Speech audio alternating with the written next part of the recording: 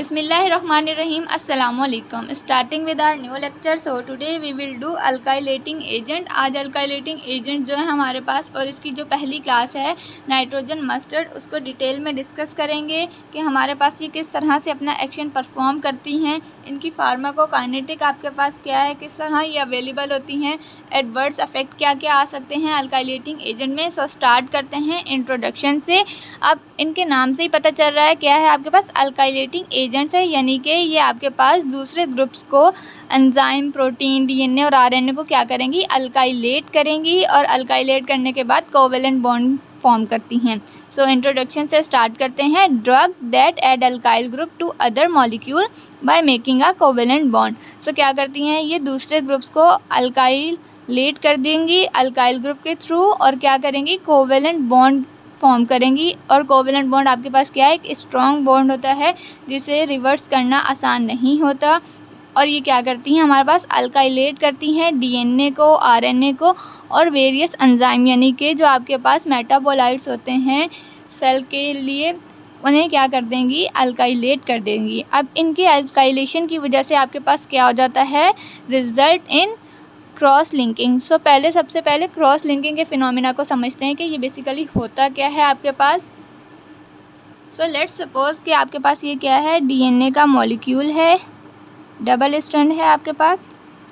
अब क्या किया, अल्काइलेटिंग एजेंट ने इस डीएनए को अल्काइलेट कर दिया। तो अल्काइलेट करने की वजह से उसमें आपके पास क्या हो जाएगा, क्रॉस लिंकिंग हो जाएगी, यानी कि जो आपके पास उसके अंदर बॉन्ड्स फॉर्म होते हैं नाइट्रोजनस बेसिस के बीच में, वो क्या हो जाएंगे, क्रॉस लिंकिंग हो जाएगी। तो क्रॉस लिंकिंग आपके पास दो तरह की हो सकती है, एक होती है इंट्रा और एक होती है इंटर।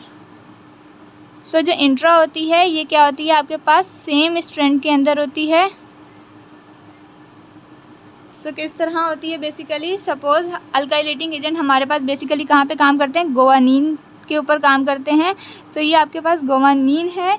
अब इस अल्काइलेटिंग एजेंट ने, ये आपके पास सपोज अल्काइलेटिंग एजेंट है, इसने क्या किया, गोवानीन को आपके पास अल्काइलेट कर दिया। अल्काइलेट करने के बाद क्या किया, कोवेलेंट बॉन्ड की सिंथेसिस की। तो आपके पास क्या हो जाएगा, इस तरह सेम स्ट्रैंड पे गोवानीन से बॉन्ड फॉर्म करके क्या हो जाएगा, इंट्रा स्ट्रैंड जो है आपके पास क्रॉस लिंकिंग हो जाती है इस तरीके से, जब गोवानीन से बाइंड कर जाए और कोवेलेंट बॉन्ड सिंथेसाइज कर दे। और नेक्स्ट आपके पास किस तरह से होती है क्रॉस लिंकिंग, सपोज दैट कि आपके पास एक गोवानीन यहाँ पे प्रेजेंट है और एक आपके पास यहाँ पे प्रेजेंट है। अब इस अल्काइलेटिंग एजेंट ने क्या किया, इन्हें अल्काइलेट कर दिया। अल्काइलेट करने की वजह से क्या हो गया, इस गोवानीन ने आपके पास क्या करेगा, इस गोवानीन के साथ बॉन्ड फॉर्म करेगा। और ये क्योंकि अलग अलग स्ट्रैंड पे थे तो हमारे पास ये कहलाती है इंटर स्ट्रैंड क्रॉस लिंकिंग। और इन दोनों क्रॉस लिंकिंग की वजह से क्या हो जाता है, आपके पास डीएनए डैमेज हो जाता है। अब डैमेज डीएनए अपना फंक्शन परफॉर्म ही नहीं कर सकता। सो आपके पास क्या होता है, अल्टीमेट कैंसर सेल जो होता है वो ख़त्म हो जाता है। लेकिन हम ऑलरेडी बात कर चुके थे कि हमारे पास ये जो ड्रग्स होती हैं एंटी कैंसर ड्रग, ये जो साइटोटॉक्सिक एक्शन परफॉर्म करती हैं, ये कैसी होती हैं, नॉन सेलेक्टिव होती हैं, यानी कि आपके पास ये डिफ्रेंशिएट नहीं कर पाती नॉर्मल सेल में और कैंसर सेल में। सो क्या करती हैं, ये नॉर्मल सेल और कैंसर सेल दोनों के डीएनए को ही डैमेज करेंगी। इसके अलावा आपके पास क्या होता है, एबनॉर्मल पेयरिंग हो जाती है, यानी कि जैसे आपके पास यहाँ पर दो बेसिस ने एक साथ पेयर करना था तो क्या होगा, वो आपस में एबनॉर्मल पेयरिंग हो जाती है उनकी, यानी कि ये वाली बेस जो है इसके साथ पेयर बना लेगी, तो ये एबनॉर्मल पेयरिंग में आपके पास आ जाएगा। और अल्काइलेटिंग एजेंट आपके पास क्या कर देते हैं, ब्रेक कर देते हैं डीएनए के स्ट्रैंड को। सो लेट्स सपोज कि ये आपके पास एक डीएनए का स्ट्रैंड था। अब यहाँ से क्या किया, अल्काइलेटिंग एजेंट ने यहाँ पर क्या किया, इस पर अल्काइलेशन कराई, तो यहाँ पर इसको क्या कर दिया, ब्रेक कर दिया। तो जब ये आपके पास डीएनए ब्रेक हो जाएगा तो ये अपना नॉर्मल फंक्शन नहीं परफॉर्म कर सकता और क्या होगा, आपके पास at the end damage DNA cell भी डैमेज कर देगा। अब हमारे पास है सबसे पहले नाइट्रोजन मस्टर्ड। इसकी पहली क्लास जो है, इसके अंदर हमारे पास दो ड्रग्स हैं जिन्हें हम डिटेल में डिस्कस करेंगे, साइक्लोफॉस्फामाइड और इफॉस्फामाइड। सबसे पहले साइक्लोफॉस्फामाइड को डिस्कस करते हैं। एक बात याद रखिएगा कि हमारे पास जो ये साइक्लोफॉस्फामाइड है ये प्रो ड्रग है। प्रो ड्रग के मतलब से ये आपको पता है कि जब हम इसे एडमिनिस्टर करेंगे तो क्या है, इनएक्टिव फॉर्म में है और ये लिवर में जाके एक्टिव मेटाबोलाइट में कन्वर्ट होगी। सो साइटोटॉक्सिक इफेक्ट इसका कब आता है, जब इसका एक्टिव मेटाबोलाइट हमारे पास जनरेट हो जाता है। सो साइटोटॉक्सिक अफेक्ट आएगा आपके पास after generation of alkylating species. So basically आपके पास होता क्या है कि लिवर के अंदर इनकी हाइड्रो ऑक्सीलेशन होती है बाय साइटोक्रोम P450 के थ्रू, और आपके पास क्या है used as a single agent और इन अ कॉम्बिनेशन। हम इन ड्रग्स को क्या है सिंगली भी यूज़ कर सकते हैं या फिर अदर ड्रग्स के साथ भी यूज़ कर सकते हैं इन कॉम्बिनेशन। और हमारे पास ये यूज्ड होती हैं in a treatment of neoplastic diseases, जिसके अंदर आपके पास पहली है नॉन हॉजकिन लिम्फोमा।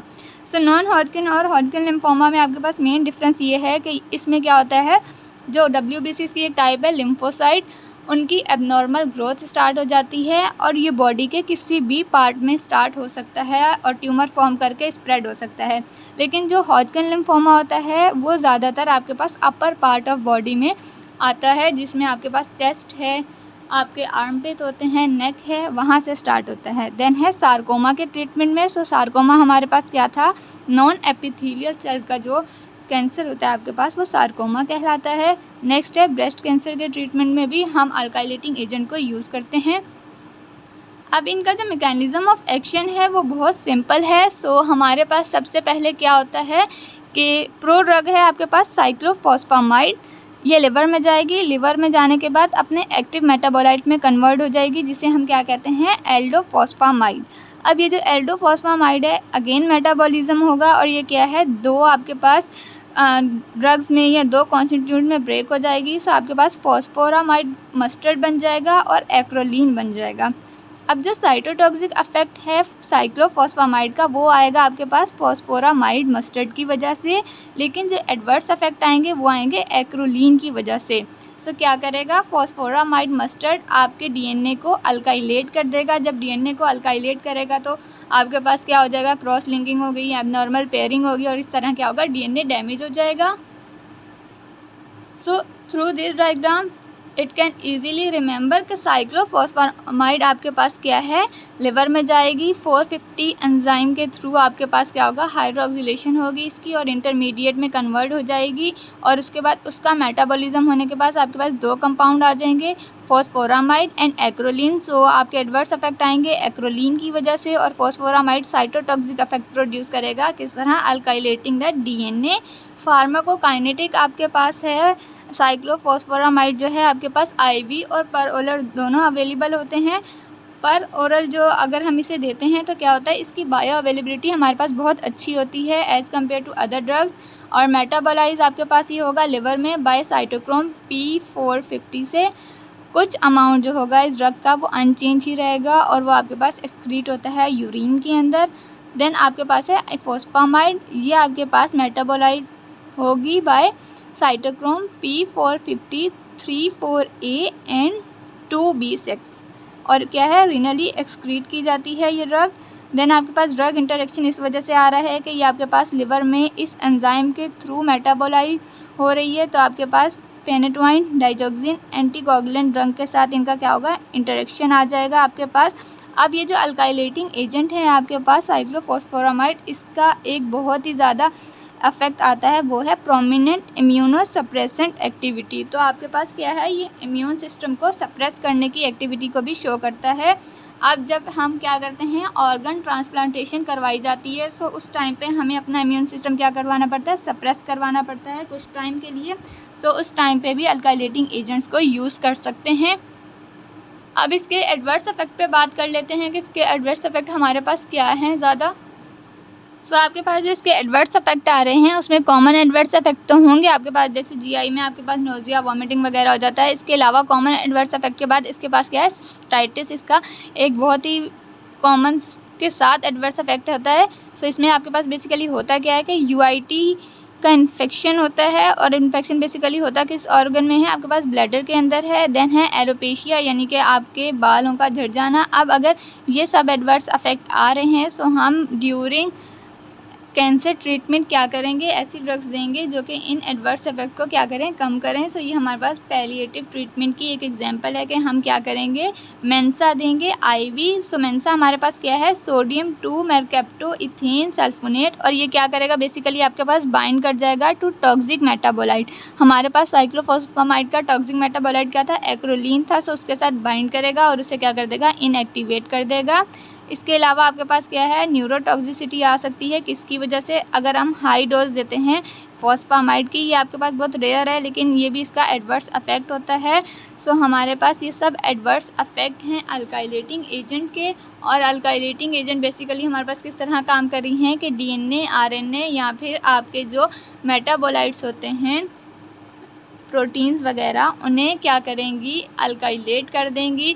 इसके अलावा हमारे पास क्या है, इसके अगर मैकेनिज़्म में आप देखें तो क्या करती हैं, ये न्यूक्लियोफिलिक सब्सटेंस जो होते हैं उनको अल्काइलेट करती हैं। अब हमारे पास जो न्यूक्लियोफाइल ग्रुप्स होते हैं उसमें आपके पास क्या है, कार्बोक्सिल ग्रुप होता है, अमाइनो ग्रुप होता है, हाइड्रोक्सिल ग्रुप होता है। सो उन ग्रुप को क्या करेंगी, अल्काइलेट कर देंगी।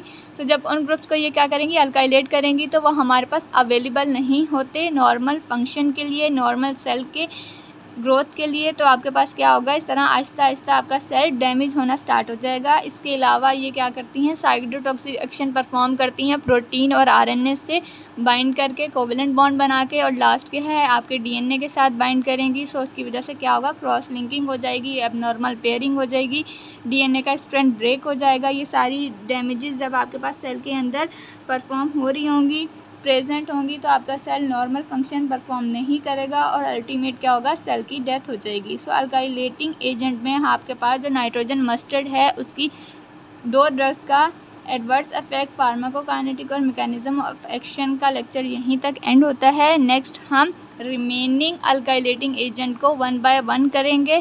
Thank you, see you soon, अल्लाह हाफिज़।